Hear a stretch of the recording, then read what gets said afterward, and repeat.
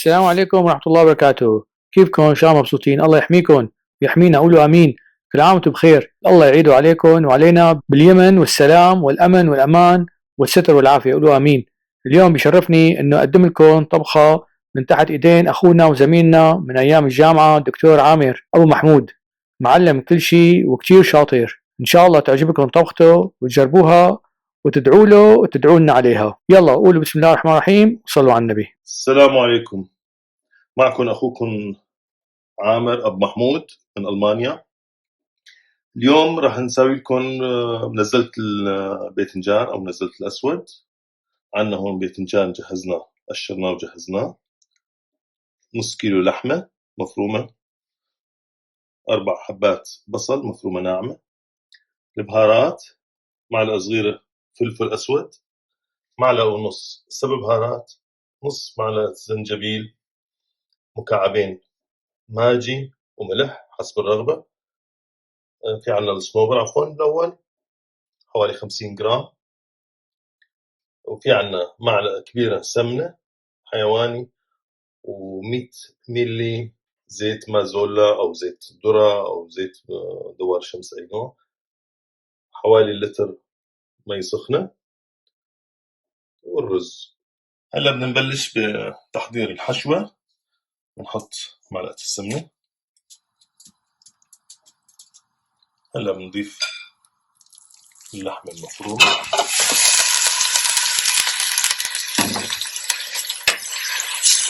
نحركها.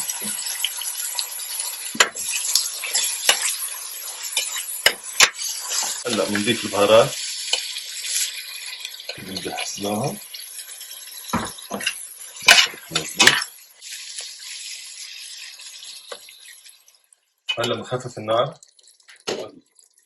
ونغطيها. هلا رجعنا لكم بعد حوالي 15 دقيقة. اللحمة شبه استوت. نضيف البصل ونحركهم، نرجع نغطيهم كمان حوالي 10 دقائق حتى يستوي البصل. يا حبايبي راح نبلش نقلي الباذنجان، زيت حامي طبعا. نخلي الباذنجان بالزيت لحد ما يصير لونه ذهبي. هلا مثل ما عم نشوف صار اللون ذهبي، أشعر ذهبي. نشوف الزيت.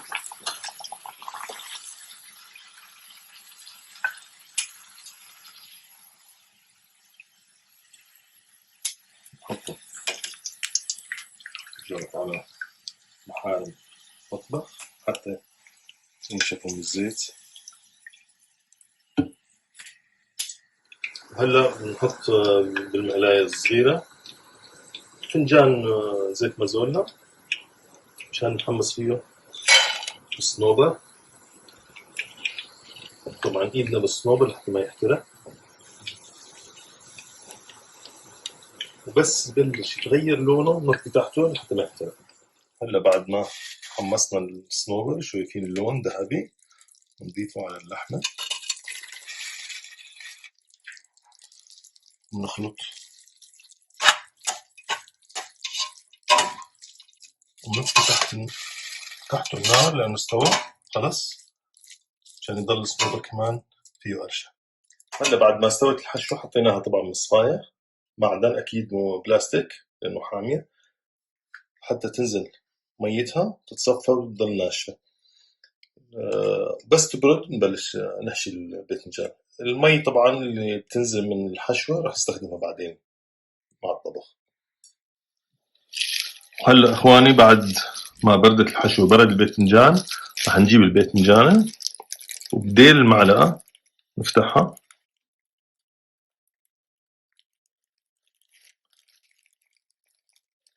ما شاء الله. نحط الحشوة.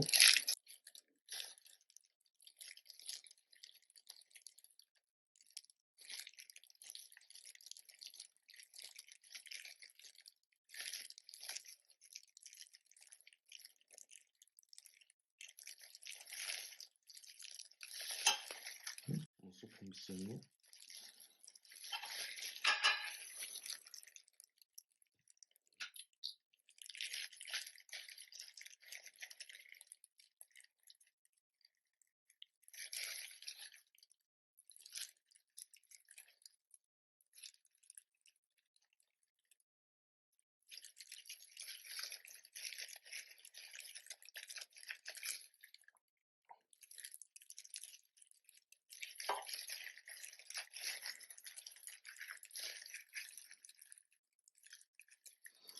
طبعا أنا مجهز باذنجان، بس حبيت أورجيكم كيف بنحشى. نحطه كله بالصينية. وهلا بعد ما صفينا الباذنجان بالصينية راح نحضر المرقة. طبعا مكعبين ماجي على لتر مي مغلية.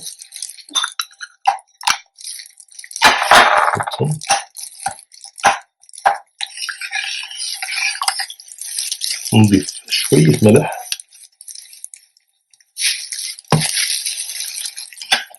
طبعا ملح حسب الذوق، في ناس ما بيحبوه مالح كتير، في ناس بيحبوه خفيف.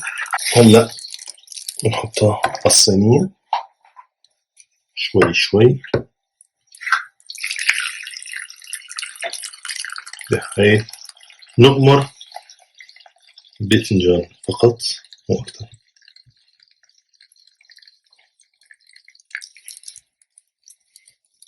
هلا بعد ما حمينا الفرن لدرجة 200 راح نحط الصينية على الطبقة المتوسطة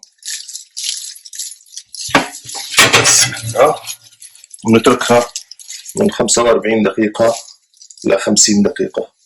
وهلا راح نبلش نغسل الرز، نحط عليه مي، نغمره بالمي.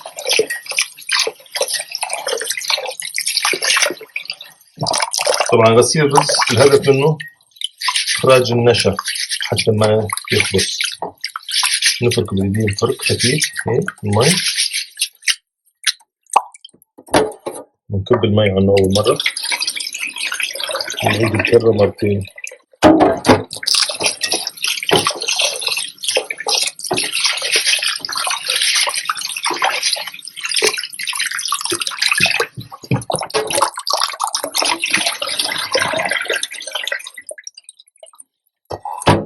هلا بنحط عليه مي نغمره تقريبا حوالي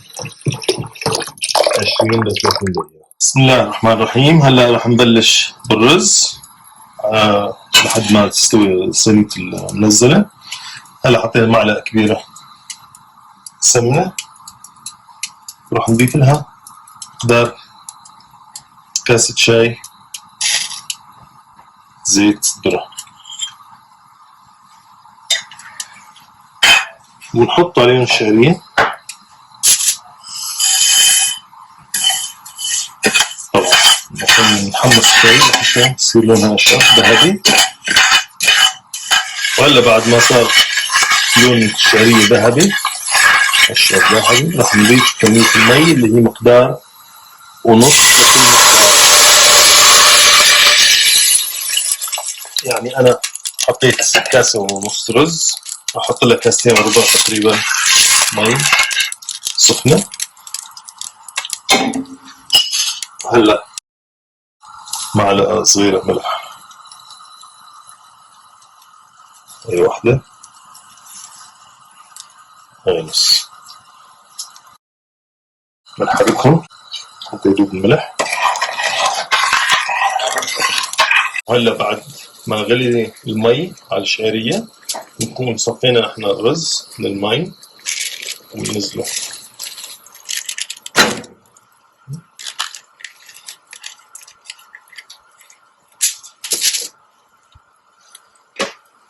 ونحركه تحريك مع الشعرية كله. نستناه ليغلي مرة ثانية وبنغطيه. ولما يغلي المي مع الرز نخفف درجة الغاز لأقل درجة ونتركه 20 دقيقة بالضبط. بعدين نطفي تحته ونحركه تحريكة واحدة ويكون الرز استوى. وهي إخواتي وإخواني الأكلة صارت جاهزة. نزلت الأسود شغل أخوكم أبو محمود مع الرز المفلفل، وصحة وهنا. وهي أحلى وجبة، أحلى شباب وصبايا. الله يعطيك العافية يا أبو محمود، شي أكلة عالمية فاخرة وطيبة ولذيذة. إن شاء الله تدعونا عليها وتدعوا له عليها كمان، ولا تنسونا من الشير واللايك والسبسكرايب والدعاء. وإذا عنده سؤال يبعث لي على اليوتيوب. والسلام عليكم ورحمة الله وبركاته، وكل عام وانتم بخير.